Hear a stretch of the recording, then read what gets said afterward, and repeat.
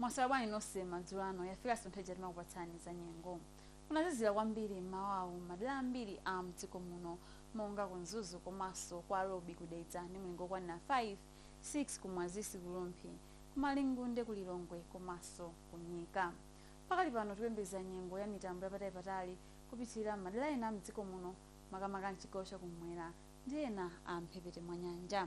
Tikuyembekezeranso nyengo yozizira kupitirira madera ambiri a mdziko muno usiku uno ndi mawa pamene nyengo yofunda idzakhalapo madera ambiri mawa masana. Izi choncho kamba ka mphepo zomwe zikufikabe mdziko muno kuchokera nyanja yanchere ya India chakumvumaku kumafalikira madera ambiri a mdziko muno zomwe zizozizira pang'ono komanso zachinyontho chomverera.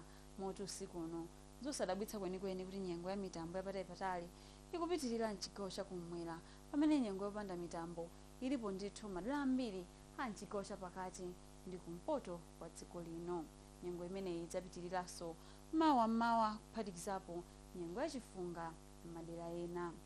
Kuzaziranso mawa ku Blantyre ndi kumwanza ndi mlingo wokwanira 14 kumatentembeze nyengo yozizira kwambiri m'madera ena a mchigawo chapakati monga kudedza komanso kulilongwe ndi ena a mchigawo chakumpoto monga kulumphi komanso kunzuzu.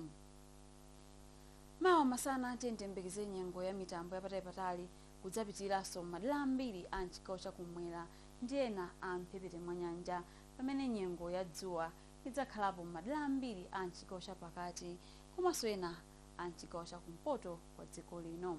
Kudzatenthanso mawa masana kwa Ngabu, Nsanje ndi Kukalonga ndi mlingo wokwanira 30 kumatentembeze nyengo yofunda kudzapitirira madera ambiri a mchigawo chakumwera pakati ndi kumpoto kwa dziko lino.